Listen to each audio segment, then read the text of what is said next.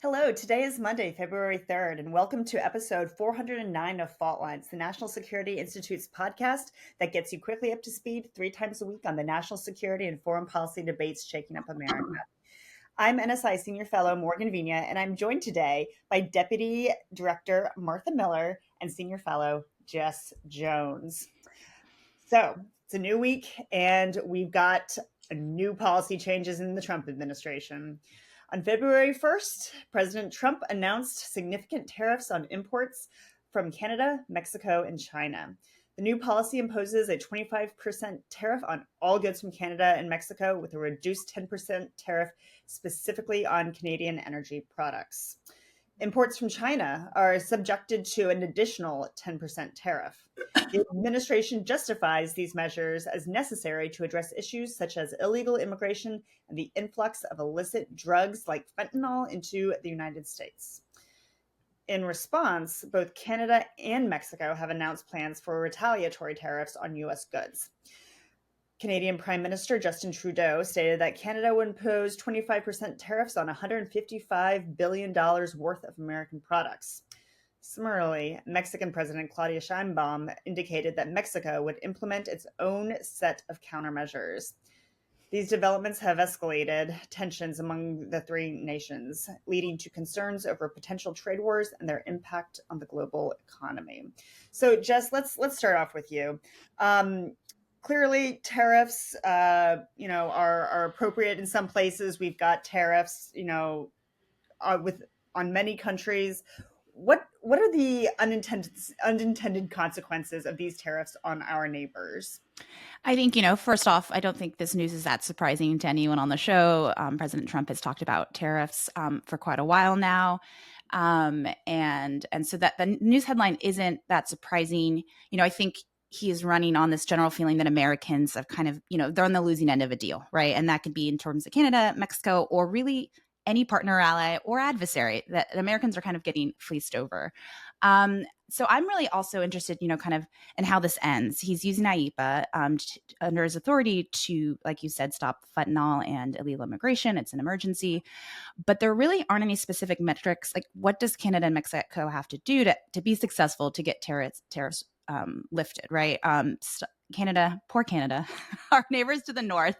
Fentanyl tracking. I mean, the amount of fentanyl that's being crossed across the northern border is minuscule, according to the U.S. government, right? Same with kind of illegal immigration.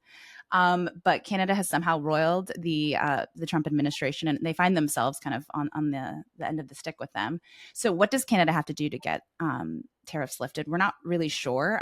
There's meetings this morning. President Trump is meeting with both the Canadian and Mexican leaders. He doesn't think that that's going to change anything, but we see kind of this, emergency diplomacy happening. I'm interested, next on the chopping block is the EU. President Trump has talked about tariffs coming to our neighbors our friends across the Atlantic. Not sure what emergency he's going to use there, but again, he's going to use IEEPA. Even though the EU, moves as a block, I will see how, President Trump thinks he can leverage certain deals with other countries, how that looks. I think we see that, some consequences is the stretching of IEEPA. What is the president's authority here to impose massive sanctions? Previously in the first administration, there were more limited tariffs with China that continued through his first administration and through the Biden administration. But these are much broader, right? You said 25% on all imported goods. That's going to have downstream effects on all, on American consumers, as well as really decimate the Mexican and Canadian economies, most likely. And so you're starting to see possibly some pushback from Congress. Senator Kaine has proposed new legislation restricting the president's authority when it comes to tariffs. Congress usually is should be the power behind tariffs in the U.S. setting tariffs, but they've kind of delegated some of their authority to the president. And so if we start to see impacts on the American consumers, will we start to see pushback in Congress, especially when it comes to agricultural states? Those are all questions that remain. Obviously, the stock market as well. That is, President Trump is a deal maker, and he considers himself like the, stereotypical businessman. What happens if the market, doesn't pick back up, doesn't rally?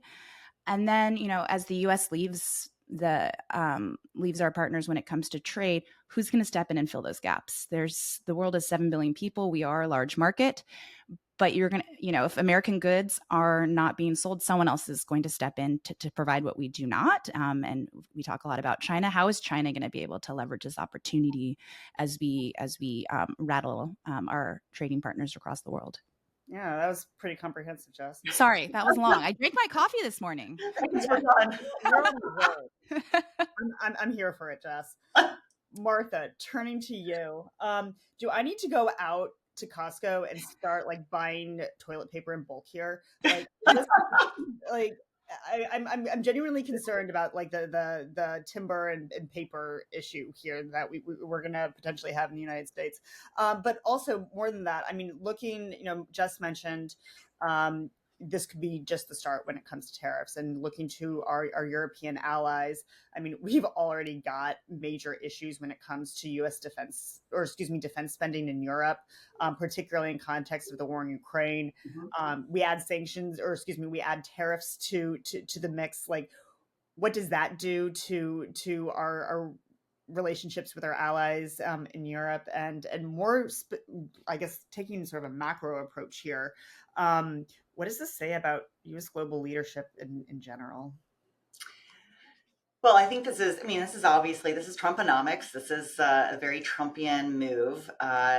This is not the first time that the word tariffs has passed through his lips. The EU has already been, essentially saying we're not going to be bullied.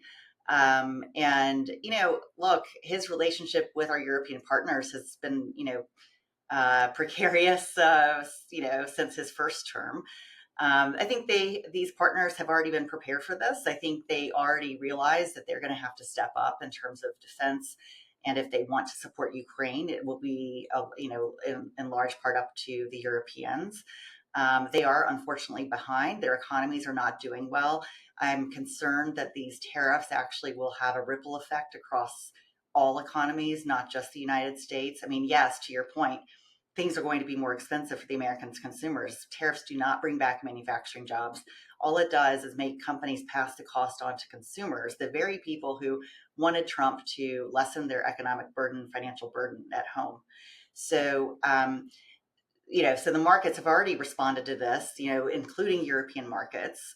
We have, in Europe, the far right is on the rise, in part because the economies are already stagnating. And so the ripple effects in the markets, across the world, could have some. It certainly is destabilizing, and puts a lot in question in terms of what the future holds, not just for American consumers, but for our partners in Europe as well. So what you're saying is, Martha, is that yes to the toilet paper, but I should also stock up on French wine. Yeah. You should get the French wine before the tariffs go on, on the EU. Yes. Yeah. Okay. Good to know. All right. I think that was a very popular Google yesterday. What should I buy now? Like, everyone's looking up what are the things that are impacted, because we don't know how intertwined, right? You're not sure. Like 3 months ago, but Yeah. All right. Well, y'all, that is a wrap. Thanks so much to Kelly Crowley, Claude Jennings, and the NSI staff for their help in producing today's episode. Join us on Wednesday, February 5th, for another episode of Fault Lines, the National Security Institute's podcast that gets you smart, fast on the national security and foreign policy debates shaking up America. Fault Lines is now on YouTube, so check out our channel for a video of today's episode. I'm also having a really great hair dye. I was going to say, please watch. Don't just listen today. Yeah. These French hair products, though, are quickly more expensive. So. Get them now, Morgan. Bulk. So if you like what you heard or saw, meaning my hair, be sure to rate, review, and subscribe.